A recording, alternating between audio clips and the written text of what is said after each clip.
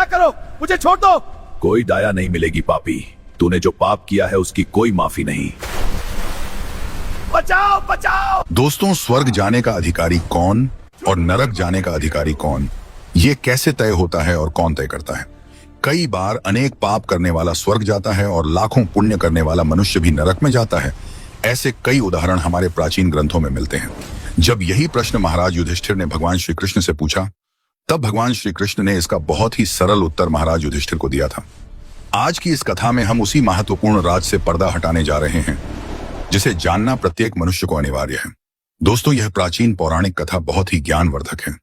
इसे आप बहुत ध्यान से सुनिएगा, क्योंकि इस कथा में बहुत ही ज्ञानवर्धक बातें बताई गई हैं जो आपके जीवन को मंगलमय बना देंगी।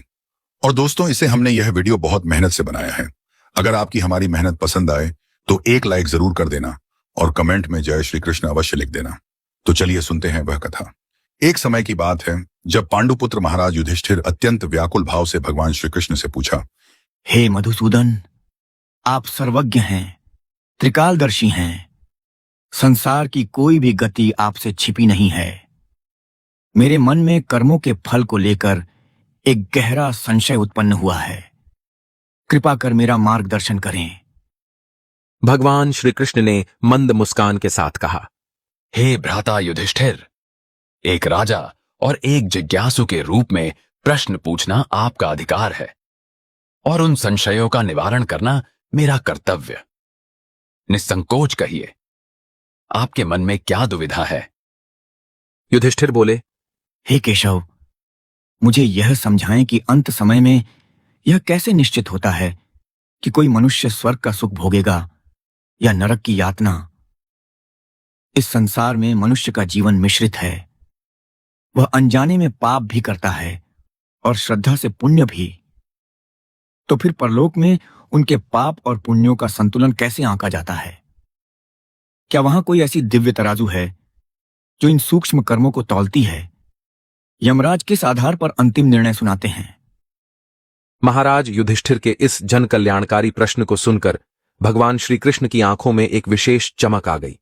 उन्होंने गंभीर स्वर में कहा, हे राजन, आपने मानवता के हित में अत्यंत उत्तम प्रश्न किया है। कर्मों की गति अत्यंत सूक्ष्म और गहन है। जिसे संसार केवल बाहरी कृत्य समझता है, ईश्वर वहां भाव को देखता है। आपके प्रश्न का उत्तर केवल शब्दों में देना पर्याप्त नहीं होगा। इसके लिए मैं आपको एक प्राचीन इतिहास सुनाता हूं। इस वृत्तांत को सुनने मात्र से आपके मन के समस्त जाले छोड़ जाएंगे और आपको आपके प्रश्न का सटीक उत्तर मिल जाएगा। युधिष्ठिर भाव विभोर होकर बोले, हे अच्युत, आपके मुखारविंद से ज्ञान की गंगा में स्नान करना मेरा परम सौभाग्य है। मैं पूर्ण एकाग्रता से उस कथा का श्रवण करने हेतु तत्पर हूं। फिर श्री कृष्ण युधिष्ठिर को कथा सुनाने लगते हैं। पूर्व काल की बात है। मध्य देश के एक विशाल नगर में एक ही समय पर 5 मनुष्यों की मृत्यु हुई। मृत्यु के उपरांत वे पांचों आत्माएं यमलोक पहुंची। यमलोक पहुंचते ही जो दृश्य उन्होंने देखा, उसे देख उनके रोंगटे खड़े हो गए और हृदय भय से कांप उठा। उन्होंने अपने जीवन में ऐसा भयंकर स्थान कभी न देखा था। वे एक विस्तृत प्रांगण में खड़े थे, जहां सामने ही न्याय के देवता भगवान यमराज एक विशाल सुनहरे सिंहासन पर विराजमान थे। यमराज का आकार अत्यंत विराट था। उनके मुख पर तेज और भयंकर कठोरता एक साथ दिखाई पड़ती थी। उनका शरीर मटमैले सांवले रंग का था। नेत्र सुर्ख लाल जैसे अंगारे। हाथों में सजा देने का प्रचंड दंड था। उनके सिर पर मुकुट दमक रहा था और गले में सर्पों की माला लटक रही थी। महाराज यम के समीप ही चित्रगुप्त बैठे थे। उनके हाथों में संसार के प्रत्येक जीव के जीवन भर के समस्त कर्मों का विवरण रखने वाली एक विशाल पोथी थी। चित्रगुप्त का चेहरा गंभीर था। वे समय समय पर उस लेखा पुस्तिका के पृष्ठ उलटते और आगंतुक आत्माओं के कर्मों का हिसाब देखते जा रहे थे। उस सभा में यमदूत आत्माओं को आगे की ओर धकेल रहे थे ताकि यमराज के समक्ष न्याय हो सके।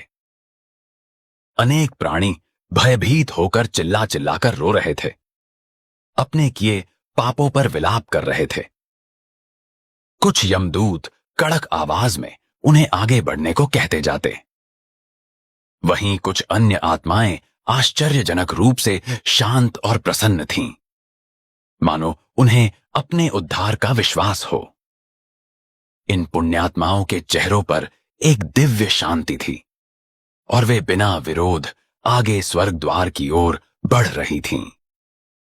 यमलोक के दाहिनी ओर दूर पर एक भव्य प्रकाश फैला हुआ था, जिससे मधुर संगीत और सुगंधित समीर आ रही थी। वह स्वर्ग का द्वार था, जहां से अप्सराओं का कोमल गायन सुनाई दे रहा था और दिव्य फूलों की सुगंध सब ओर बिखर रही थी। स्वर्ग के प्रकाश ने वहां उपस्थित पापात्माओं को एक क्षण को चकाचौंध कर दिया, लेकिन दूसरे ही पल बाईं ओर से उठती नारकीय अग्नि की लपटों और धुएं ने उन्हें फिर भयावह सत्य का स्मरण करा दिया। नरक के द्वार की ओर से आग की भयंकर ज्वालाएं उठ रही थीं। वहां से दुखद कराहों और चीखों का शब्द आकर कानों को कंपा रहा था। जलते तेल की कड़ाही की फुफकार, कोड़े बरसने की ध्वनि और पापियों के क्रंदन का भीषण कोलाहल वातावरण में गूंज रहा था। उस विकराल वातावरण को देखकर वे पांचों नई आत्माएं आपस में सिमटकर खड़ी हो गईं। उनका अंग अंग भय से थरथरा रहा था और चेहरों का रक्त संचार मानो थम सा गया था। पांचों की आंखों में आतंक था और मन में यह प्रश्न कि उनके साथ आगे क्या होने वाला है। कुछ क्षण तक वे स्तब्ध खड़े उस महाभयानक दृश्य को निहारते रहे। अंततः उनमें से एक ने कांपती आवाज में कहा, हे प्रभु, यह तो अति भयंकर स्थान है। उसके इतना कहते ही पांचों मानो अपनी व्यथा आपस में बांटने के लिए प्रेरित हो गए। मृत्यु के बाद की इस दारुण स्थिति में एक दूसरे का संबल ही उनके लिए एकमात्र आसरा था। वे पांचों धीरे धीरे बातचीत करने लगे और अपने अपने जीवन के पाप कर्मों का जिक्र छिड़ गया। प्रत्येक को अपने किए हुए कर्म स्मरण आने लगे और उनके परिणाम का भय सताने लगा।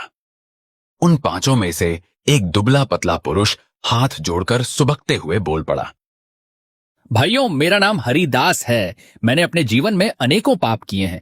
दूसरे लोगों के घरों में चोरी करना मेरा धंधा था। जाने कितनों का धन चुराया, कितनों को कष्ट पहुंचाया और शायद कुछ लोगों का जीवन भी बर्बाद कर दिया। मैं जानता था कि मैं बहुत गलत मार्ग पर चल पड़ा हूं, लेकिन मेरे पास और कोई उपाय नहीं था। मेरे परिवार के पास 2 वक्त की रोटी तक का प्रबंध न था। हम दरिद्रता में जी रहे थे। कोई मुझे काम पर नहीं रखता था। सब मुझे तिरस्कार से देखते थे। मजबूरन मैंने चोरी की राह पकड़ी ताकि मेरे बीवी बच्चे भूखे न मरे। मैंने अक्सर उन्हीं के घर चोरी की जो अत्यंत धनवान और घमंडी लोग थे। किसी निर्धन की रोटी कभी नहीं छीनी, परंतु चोरी तो आखिर चोरी है। मैंने अनैतिक काम किया, चाहे कारण कोई भी रहा हो। मैंने चोरी के धन से अपने परिवार का पेट भरा, लेकिन इस प्रक्रिया में न जाने कितने निर्दोष लोगों को दुख पहुंचाया। उनके घर का सामान चोरी हुआ, उनके मन में असुरक्षा और भय भरा, और कुछ का तो सब कुछ उजड़ गया। मैं भले ही अपने बच्चों को भोजन दे पाया, पर बदले में मैंने अनगिनत माओं के बच्चों को रुलाया। अब यहां यमलोक में आकर मुझे अपने हर पाप का बोध हो रहा है। मुझे गहरा पश्चाताप है कि मैंने दूसरों को पीड़ा दी। मुझे डर है कि यमराज मुझे कठोर दंड देंगे। निश्चित ही मुझे नरक की यातनाएं भोगनी पड़ेंगी। यह कहते कहते हरिदास फूट फूट कर रो पड़ा। उसका शरीर सिसकियों से कांप रहा था और आंखों से आंसू लगातार बह रहे थे। चेहरे पर गहन अपराध बोध और ग्लानि छा गई थी। हरिदास की करुण गाथा सुनकर बगल में खड़ी एक युवती की रुलाई फूट पड़ी। वह अपने आंचल से आंसू पोंछती हुई भर्राए कंठ से बोलने लगी, मेरा नाम कमलिनी है। आप सभी जानते होंगे कि